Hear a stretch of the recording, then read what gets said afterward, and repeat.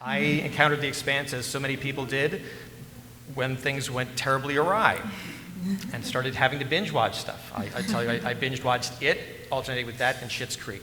So a very, very different kind of time for me. But one of the very cool things, as we all know about the Expanse, is that it doesn't cut corners the way so much other science fiction does. It really goes in and embraces what the science does and uses it as part of its storytelling, which is really fantastic. And so to start with, I'm just going to pitch it to any of you who want to kind of take this, because you have many aerospace engineers, many physicists here who can kind of take this one. Obviously, the big thing that people talk about is the flip and burn. This whole idea of how do we get through space, as opposed to the old warp engines where suddenly we're going twice the speed of light and then just as suddenly we're stopping, regardless of what that would mean for all of us. Don't worry, we'll create an inertial damper someday. So, the flip and burn, how we move through space, is certainly one of the coolest things about the nature of the show. So, who wants to take a shot at explaining it and why that makes it so cool? I see all eyes on me. I love the flip and burn. So I am a huge Trekkie. If some of you saw me yesterday, I was definitely walking around as a horror. I will be there again. However, warp speed to complete stop is not going to happen. That is just not how it works. And I thought the Expanse did a great job when he flew to the ring, through the ring, everything slowed down and splat. Because that's actually what would happen. Not only can our bodies not take that immediate stop. Think about when you're in your car and you slam on the brakes. You get thrown forward. So the fact that they're doing the flip and burn, which really means you're thrusting forward, and probably about halfway through, the entire spacecraft would need to flip and thrust in the opposite direction to slow yourself down. There is no friction up there that will slow you down, so you have to do it all yourself. So about half of your trip is really gonna slow you down. So sneaking up on somebody can be pretty difficult without that wonderful stealth mode. So that's one thing that I really, really love, and I think it's one of the only sci-fi shows that I've seen that actually executes how the spacecraft would need to stop. I can talk a little bit more about it too, that even just for us on Earth, you know, when you're flying in an airplane and then the wings flap up and a lot of different things. I worked on aircraft engines in particular, so, you know, when it comes to afterburners and things that slow things down, that produce as much drag as possible. So when you have the wings flap up and different things that actually happen with the engine and with the plane physically, that helps slow you down. And so it may be a little weird when you're landing. It may be a little scary for people who aren't used to flying, but you know, the landing gear is coming down. So anything that can really slow down, produce more drag scientifically to slow down that plane before you actually land is best, honestly. Right, which is why you won't see those control surfaces on a spacecraft, because you can flip that up and it's not going to do anything for you.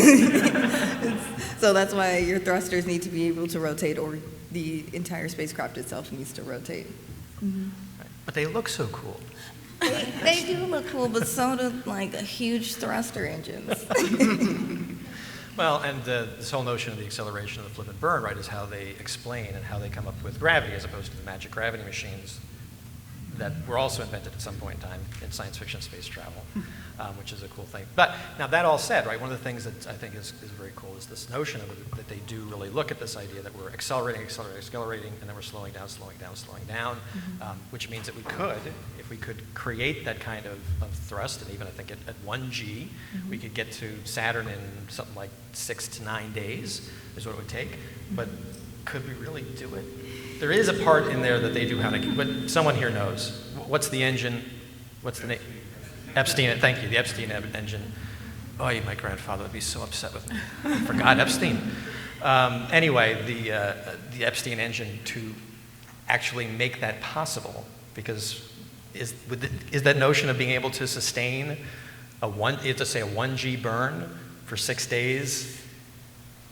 Well, it's just about energy density. Right. So like, there's a fantastic XKCD comic about energy density that shows like the energy density of like food that you eat, or like it's basically how much energy is there in a certain mass. And gasoline is one of the most energy dense substances on Earth. which is unfortunate for us now, but is good if you want a vehicle that can drive around easily. But the energy density of something like uranium, if you're doing nuclear fission, uranium is incredibly dense. It like makes gasoline seem like it has no energy density at all. And so they never really explain exactly the mechanism of the Epstein drive, but it's indicated that it's like super efficient at using whatever the energy source is. And I feel like, if you can get, even if you're using something like hydrogen and able to fuse it into helium, there's a ton of energy in there. So I think it's more about like being creative with your energy source, and then of course you have to like either have it already in space, because getting things into space is really costly and difficult, and it can't weigh that much if you're getting it down from like a gravity well, for example. But one of the things I like is like even if in theory it would take 9 days to go from the Earth to Saturn or Jupiter, at that acceleration, they're not necessarily going to be like conveniently located for you. And one of the things I also like, especially in the books where they're like traveling from the outer solar system and it takes months of time, and you feel like for a narrative to just be like, well, now the 4 main characters are stuck in a spaceship for 6 months and we got to deal with that. It's like, I think it's a really interesting and kind of aggressive choice that they're making, and I like that. So obviously another big element of the story is the notion of terraforming Mars, and not to drag the name into it, because we won't reference that person. But this notion of terraforming Mars, how realistic is it? What is this notion of what and how they're doing? Oh, we gotta rain on everyone's parade. The magnetic field of Mars is not strong enough to sustain an atmosphere. So if you're okay with continuously pumping gas into the atmosphere of Mars, then you'd have to do a lot of work. And It is a lot of work. like basically forever. And would I want to live on that planet? Like not outside without a spacesuit. I feel like you turn your like terraforming machines off for a little while and everyone's dead. So I feel like a dome for Mars, a dome and like a structure that is gonna protect you, I think is the only way to go. Like an international space station, but on Mars. Yeah. Cool. And then, of course, there's the ring. We talked about the ring, and certainly entering the ring quickly. Too quickly. Too quickly, right? And that. But is this sort of the one big, and then something happens in the show, or is there anything to this notion? I feel like I'm answering. I feel like I'm talking too much. I actually love the ring because it gives you a way to travel across like these vast distances without necessarily having to explain like how your warp drive works or that you go into some other dimension or whatever. Although the ring space itself, I think, is never really fully explained, but that the wormhole that the ring is making, like in theory, I mean, we barely know what the universe is made out of and why it works the way that it does, and I feel like as a physicist, that's like super exciting because there's all this possibility. And one thing I love is like coming up, people come up with science fiction and ways of traveling through space-time, and like we don't know that it's wrong or not yet, and like it's fantastic. And so like if maybe if we don't like destroy ourselves now, in the distant future we'll have a way of manipulating space-time to like create our own kind of rings, and then you can go anywhere. 2 parts to that, right? Of course, we got to figure ourselves out on Earth before we can like continue to figure ourselves out in space. So there's like some disconnects there, but the ring always draws us to the proto-molecule, right? Of course, it's super interesting from like a psychological standpoint that we thought that it was a weapon when something new comes, which it's great, protective, but it was really a message, which is the ring to connect us all. I found it interesting because if you think of the proto-molecule, it's really like a biological nanobot. Like, it has all the information inscribed, there's instructions, and that was probably one of the harder scientific concepts for me to grasp. However, it's super fascinating when you look at it as like little baby robots all over the place. And you're like, okay, a robot has a set of instructions, they're going to do something, and you need to power that robot. So how would you do that? Now, I'm not sure I like the method of which it initially started, but you saw that it also took over a ship. It is, I was talking about it earlier, it's like a virus. Whatever mechanism that it's taking over, it will gain access to, whether that's biological or that is a entire spaceship. Yeah, I think that's the cool thing about just computer science and coding and everything that we kind of use with artificial intelligence is all of that still comes from a person at this point. You know, so everything that you're putting into algorithms, all of that is based on a person's input. And, you know, just, I guess I try to bring some of the concepts from outer space, like bringing them back down. And I think that's what I do in my personal life. As Steve explained, like I work with kids a lot. And so it's, what are you dealing with right now that you can relate to, and then that can help you learn that science better. And so, you know, just thinking about what comes on your social media, what is trying to sell you ads, all of those kinds of things are based on what a human inputted into a computer at some point, at some time, that if this person keeps looking at things like this, we should send them more things like this. And the computer doesn't know that. A person has to program that computer to know that thing.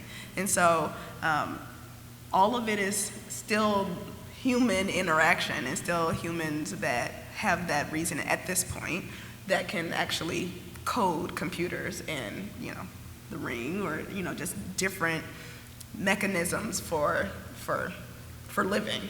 Well, that's a great segue, because obviously we can have all the good physics we want, but at the end of the day, the stories, of course, are about the people. And so, Gina and Davina, how well do they capture sort of the realities of, you know, again, like not like in Star Trek where we create each world has a different, you know, symbolic human crisis in a particular piece. This is a lot messier, but how real?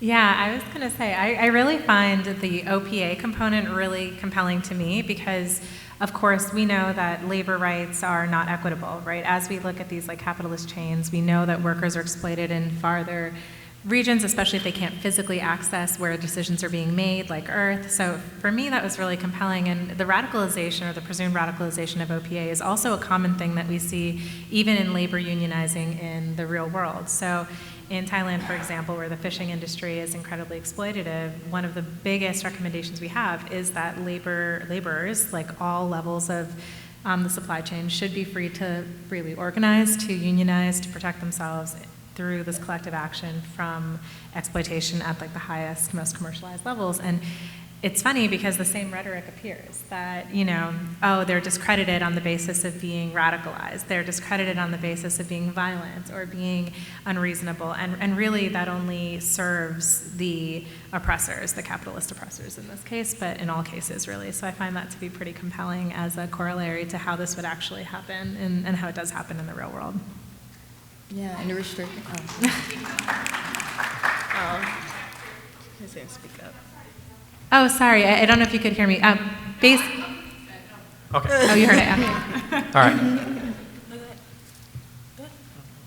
Oh, I was just adding on to the restrictions that they have, like especially when you look at the belters and like controlling like actual necessary resources to push people into a direction that you want, which is how the OPA was even started to begin with. But when you have those larger powers that are able to control such basic needs, it does cause chaos. And I feel like a lot of this was just because people are trying to gain their independence, especially at the beginning of the story. Mm-hmm. Yeah, I think one of the things I really like about The Expanse is there's this notion that if we go to space, and Sydney, you hinted at this earlier, if we go to space, we'll solve all of our problems that we have today, because the problem is that we don't have enough resources, right? We get more resources and then all of our inequalities will go away. And The Expanse really does a good job of highlighting why that wouldn't be the case, right? One, the first people to space tend to have more resources and power, right? And in order to get more, we see that they create these belters, who the Expanse doesn't really talk about, at least in the TV series, about how the Belters got to their station to begin with. But we do know that there are people who have been marginalized and oppressed and put in these very unsafe working conditions and asked to create resources for Mars and for Earth so that they can continue to support themselves, right? And then that creates a lot of hostility and a lot of frustration and a lot of what Davina was talking about, and how the central message that the Belters are talking about the entire time, right, is like respect us, allow us the agency, allow us the ability to really take care of ourselves, and stop using these resources to keep us down, right? There's so many times where it's all we want is food and water, and you're telling us we can't have that because you don't want us to ask for enough to really feed ourselves and take care of ourselves. And you don't just get rid of that by replacing, like moving from one location to another, right? We see lots of examples of that in just world history, right? We find new land and the people there are exploited, or we send new people there to extract the resources, and the same types of people kind of take over and seize power and marginalize others, right? And so why would it be any different in space? And I really like that Expanse highlights why that wouldn't be different. Yeah, and one more note on that. I think there's also this compelling component of how the Belters are physically unable to access Earth and where the decisions have made. And actually what's interesting about that is, of course, there are barriers to this even in our world, right? Like we don't see the fishermen who are stuck at sea for, decades at a time. But when you're physically unable to ever access that, I mean, it really perpetuates these inequities that'll make it just impossible to overcome from a policy perspective. And what would be the incentive, right? What would be the incentive for these policymakers to ever have to address that, even on Earth or anywhere else? So it's an interesting component to that. And I was going to say, the Belters don't have the political power. Like, the people that were Belters were often people that were trying to hide or, like, leave a certain life, or they weren't usually in a class of people that held the power. So you didn't have, like, the head leader going to live with the Belters. So I think that just even their socioeconomic status to begin with, when they got there, was often just not enough power to shift at the beginning, I'll say. And it's a little more than just like not seen, right? Even when you had inners interacting with Belters, it was a lot of, well, yes, you're human, but you're an exception, right? Or yes, I acknowledge that you have these barriers, and that maybe I should respect you, but here are all these stereotypes that I just can't get over, right? And if I can't get over these stereotypes, and it's still this us versus them, and I have to protect myself, even though I kind of today want to help you, but it's not enough to really deal with the. I think there was a lot of me giving you something means that I can't have what I need, and therefore we can't together work towards solutions for each other, which is a common theme we still see now. I love that. Yes. Yeah, we'll just actually, we're just going to wrap up here, and we'll let people have some questions. I have Yeah. I wanted to bring up when you were talking about how the Belters can't physically access the Earth because there's too much gravity, and that it was interesting that like the Martian, like Marines and the Martian military, their whole thing was like they're going to be training just in case, even though the Martian gravity is way less than the Earth, like they are not letting that stop them. And I feel like that that treatment of like, oh, the amount of gravity that you're experiencing and then how that's going to impact like where you're able to go is like, the Expanse is the only like sci-fi that I think has ever actually done that. Like most of the time people are just landing on random planets, like it's not a problem. Yes, there are a lot of, an infinite number of exactly Earth-like planets, apparently, in other science fiction. I mean, I think in the universe, like certainly, but like just in our little part of the galaxy, I don't know. All right, great. So we're going to take questions from the audience. So if folks want to, I know the hands will pop up and we'll call around. So let me just, as a kind of final question there, I think one of the nice things about Expanse is that it is playing all of these pieces, right? It's not, I don't want to say this because, again, Star Trek was my introduction to science fiction, so I will never gainsay it, or Star Wars, or any of them, because they're all cool in their own way. But this is sort of the one that really doesn't cut any corners from the storytelling, right? And uses, in a sense, these truths sociological and economic and physical truths to create the tension of a story there. So what of those pieces there, is there, for any of you, is there a favorite thing that just kind of just sums up, like, this is the moment on this show where I was like, yes, this is for me, this is why this is what sets it apart? I mean, I really like how space is silent. Yes. That was a great. You'll have to tell me if it's as silent as it is on the Expanse, but I like that. I don't think I'll be doing any space walks, but I'm gonna trust that in the safety of my space shuttle that it is just as silent outside. One thing I really appreciated, which again, one of those things that really made me think was there was a scene where there were a lot of wounded people, but there was no gravity, so they actually had to, I see the tumbling there. They actually had to simulate it in order for the blood to be able to flow out so that it could coagulate and create a scab. And that was something that I hadn't even thought of. She does love this story. I've heard this story. Yeah, no, we were talking about it earlier. It was fascinating because it's like, I never thought about that. And I was like, oh, can someone explain? I was like, why do we need to actually bleed out? We do need to do that. Like, not that I plan on getting shot in space, but it's good to know. I was just like, this is phenomenal. So I love those attention to details, like belters being taller because of they haven't succumbed to the same gravity as the people on Earth. Like, there's just so many minor things that as you're watching the show, you maybe don't always appreciate and acknowledge how much effort and time was put into understanding what it truly might look like to be in space. So a lot of great moments. I even like the just like fantasy type spaces of just like glitter and just like very pretty fantasy type, love scenes where, the embraces and the kiss, and it's just kind of like, that love can still exist in a place that, was pretty much recreated almost. And so, even thinking about like cloning and other types of science as you do these types of things, that what holds true to us as humans or as people, that we have these interactions with each other and that we can still have that even on another planet. I think that's really beautiful.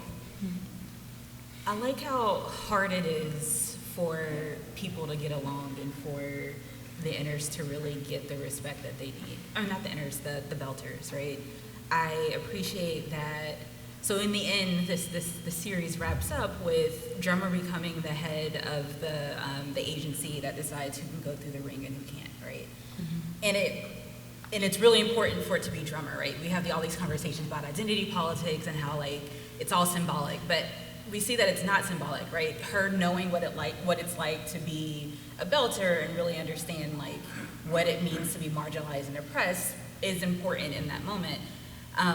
But also she doesn't, even though she gets this kind of really big role, it's not that, I don't know that she'll actually have like equal representation with Mars and with Earth, right? Like there's still this kind of uncertainty about whether the belters are going to achieve the type of equality and justice that they're looking for.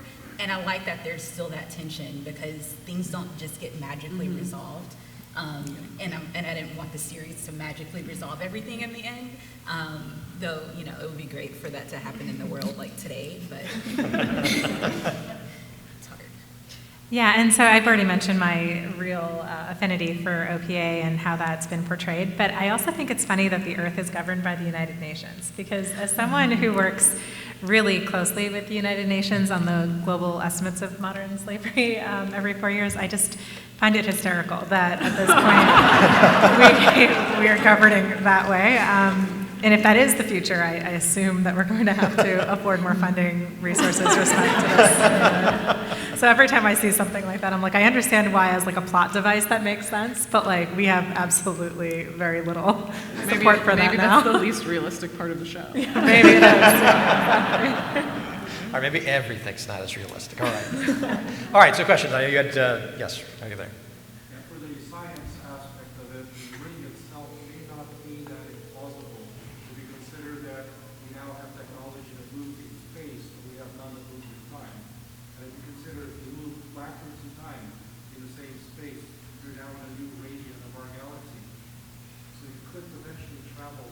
along the same circle or a offset circle, time offset circle, to various places in the galaxy, who actually go within the same space.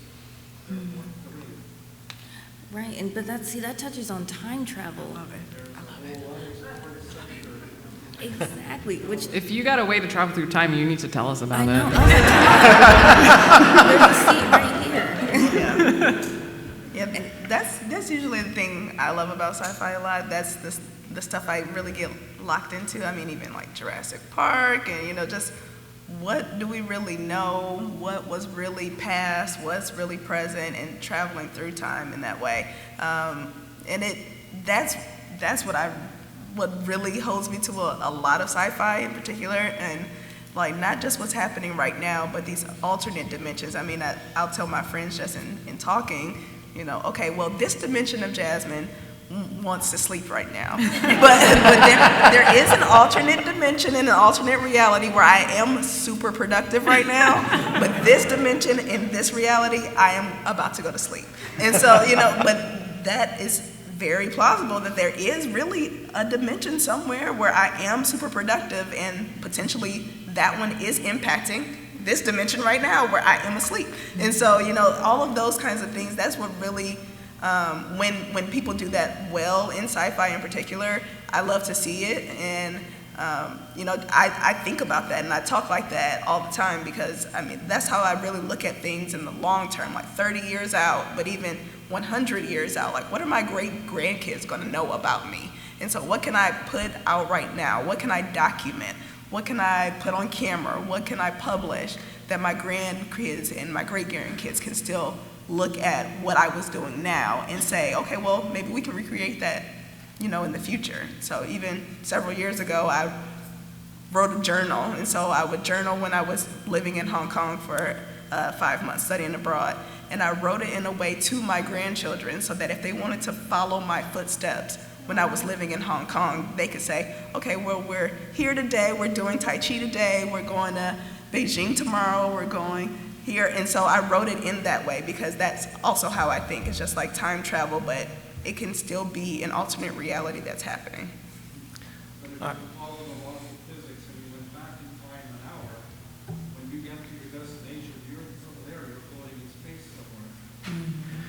somewhere. Well, when we're able to decouple space and time, maybe a good thing to do. Yeah. Back there, yes. Yep. Just real quick, the builders, where are the builders on the Kardashev scale and where are the dots on the Kardashev? That's so the question is about where the builders and what was this? The dots. Okay, are on the Kardashev scale. So the Kardashev scale is a scale which is basically the like how advanced an alien or a civilization, alien or Earth civilization is. So the Kardashev 1 civilization, and Kardashev was a Soviet scientist who came up with this scale. There's a Carl Sagan version of the scale. The Wikipedia page is great. I highly recommend it. So a Kardashev 1 civilization has utilized all of the energy that is hitting the planet. So you basically are able to capture the solar energy that's hitting the planet. A Kardashev 2 civilization can use all of the energy that the star is putting out, so it can make a Dyson sphere that encapsulates the star. Then a Kardashev 3 civilization would be able to take advantage of multiple stars, so that would be the builders are using potentially multiple stars for energy. And then a Kardashev 4 civilization, if such a thing exists, would be able to use the energy of a galaxy or multiple galaxies. There's 5 that is sometimes talked about, which is able to use the energy of a universe. But if we lived in a Kardashev 5 universe, that's like indistinguishable from nature, basically. So there's no way to know. So like maybe, fingers crossed, we're all living in a Kardashev 5 universe right now. But so I would say that the both of those are probably equal in their kind of ability to harness energy, because to make the ring structure takes a tremendous amount of energy, and clearly the builders are sending these things all through space, utilizing the energy of these different planets that the protomolecule finds. So I would put them at probably between like a 2 and a 3. And right now, like our civilization is not yet at a Kardashev 1 scale. So maybe if we I'm not a pessimist, I'm an optimist, but I keep saying like, oh, we're destroying ourselves. Maybe if we make it a couple hundred years, we'll become a Kardashev 1 civilization. Yeah. Best guess, what's in the juice and what is in the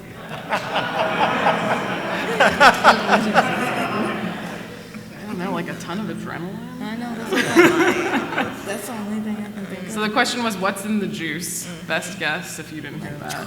I mean, adrenaline would help. Yeah. I that's another thing that like The Expanse is one of the only shows to do where it's like, even if you're going to warp speed, like that's gonna be a real heck of a jump, and like, On your body? Yeah. Like, and I thought, we would need a protective barrier, but like, yeah. I recently watched The Foundation, the first season of the Foundation series, and like their way of dealing with space travel was like sort of a cop-out where it's like, well, your brain can't handle it, so we're gonna put you to sleep. And then you, I feel like that was lame, and at least for The Expanse, it shows that it's like a really unpleasant experience. right, and if you lean forward, you can take yourself out, apparently. Yeah, which is true in airplanes. Yeah, that's true. It's two questions. One, have you or any of your colleagues done the math as to where Epstein is and how, because I haven't read the books, I've only seen the series, how far away he is and at what point C he's at by this point? Because I mean, I don't know if his fuel ran out or whatever, but that question. And then well, I know he's still traveling, but stuff accelerated at one point. And the second question is regarding the spin-up drum. At what point, I don't know if this word's right, but how big does it have to be to where you're simulating 1G, but the tangential force of the spin doesn't, I don't know how to explain it, but if it's too small, you're just going to get thrown around, not rather than an outward. How big does it have to be where you wouldn't notice? I'd need a piece of paper for that one. I was like small planet size. So for the people in the back, there were two questions. The first one was, what's up with Epstein, and how fast is he going, and where might he be at this moment? R.I.P. Epstein. And then the second question was about how big would you need of a drum to spin up to have it actually simulate gravity in a way that doesn't make you want to barf all the time. I'm paraphrasing.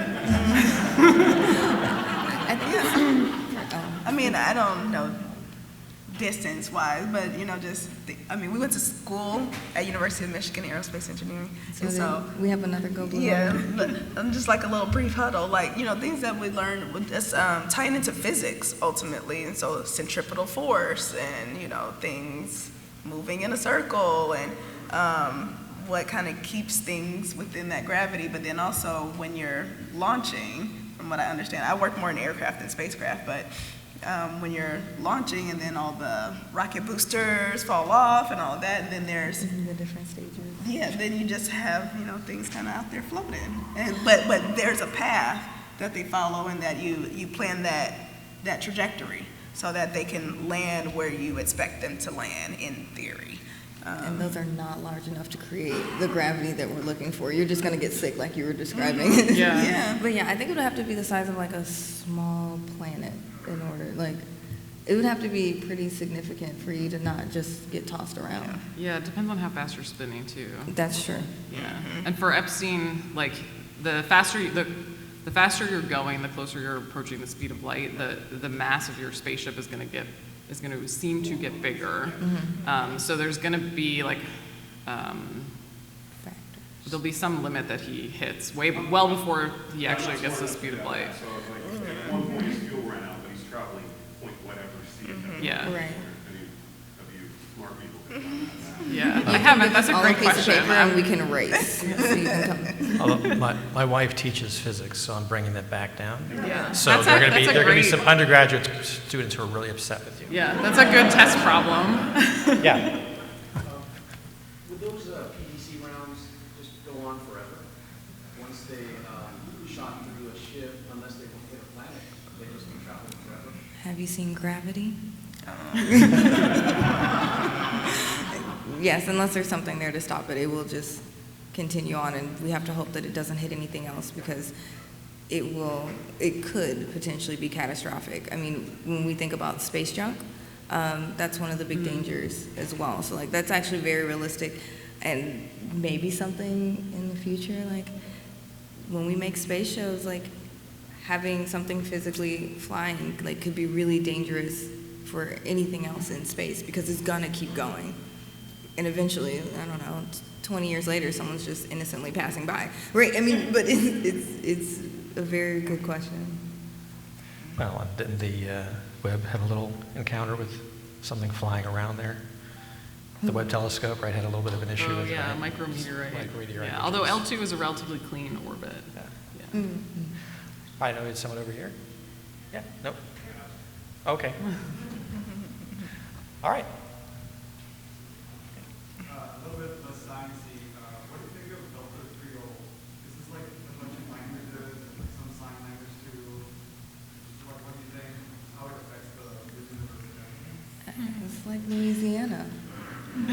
Well, so one of the things I really enjoy about Belter Creole is that it actually isn't so dissimilar from how lots of like amalgamated groups will have to find a way to communicate with each other. So to go back to the Thai fishing example, one of the interesting things that is often done to keep people under control is actually to make dictionaries and cross-language learning illegal, to make that something that's prohibited, because if you can communicate, you can organize, you can overthrow your oppressors, right? So I think the development of like a Creole language among people that are oppressed or somehow disenfranchised actually it's a reclaiming of power and ability to organize and ability to try to overcome these like systematic barriers. So I think you see that happening quite a lot, and Creole itself is meant to kind of take from the imperial forced mother tongues and then to make it something that's relatable to the people that are actually using it, which I think makes it actually a beautiful tool for fighting oppression in all of its forms.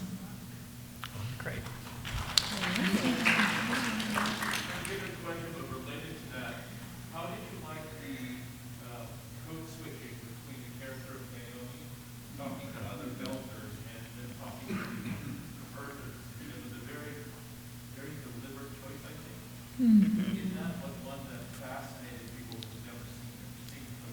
Oh, yeah. I mean, even just in season 1, when I first saw her, I was like, oh, they have a black woman. Okay, great. But then just like very curious of like how they would write her character and, what she would do, the choices she would make, how she would befriend people, all those kinds of concepts. And because I could relate to that, personally. I mean, I worked as an engineer for 10 years and it's tough at work. I mean, I worked in oil and gas and energy and in the test cells in particular, and had my technicians that were double my age, white men, who were retired from the military, who had kids older than me, working on their second divorce, and that's going hunting on the weekends, and that's what they talked about at work every day. I mean, legal hunting with licenses, but but hunting on the weekend, and I'm just like, what are you talking about? And so one thing that I did to relate was even just like baked a cake for my coworker to celebrate his divorce, just like, happy divorce, and so it's just like, okay, that's how I can relate to whatever they're talking about, but but at the same time, I definitely needed my technicians because they had been in that test cell for a long time, and I was just coming there as the engineer, so I was the authority in the cell, and they're working with the customers, but I don't know what y'all talking about for real, and going dove hunting, that's a big thing apparently in San Diego. And I just didn't know, so I had to find ways to relate, and I think Naomi tries her best to do things to relate, but then also try to not sacrifice, her true self and, her true purpose and what she's trying to do. And so, I definitely related to that. Just working as an engineer for all these years. Now I work with people who are running STEAM programs, getting more diversity in engineering and in the STEM fields. And so that's what I love to do. But I could absolutely relate to Naomi a whole lot. I also liked how interesting was that how she related and spoke with other people was a lot based on her own struggles with her identity, right? So her identity as a belter, her relationship with Marco, and how that also affected how she interacted with inners. And there was a scene where she's talking to Belter, and they call, I can't remember the term that they use, but it's a derogatory term for inners, right? Yes, good job, guys. And she's like, yeah, don't use that word, and I never call you a skinny, so don't do the same thing, right? But in that moment, she was in a place where she felt at home in both places. But there were definitely times where she felt like she wasn't a true belter anymore because of kind of her history with activism. And then other times where she just didn't know where she ended up, and it comes through in the way she talks, which I thought was very interesting. All right, I'm getting the signal from the back that we're about to hit the ring moving too fast. So we're going to slow down. Before we go splat, I'll thank the panel here.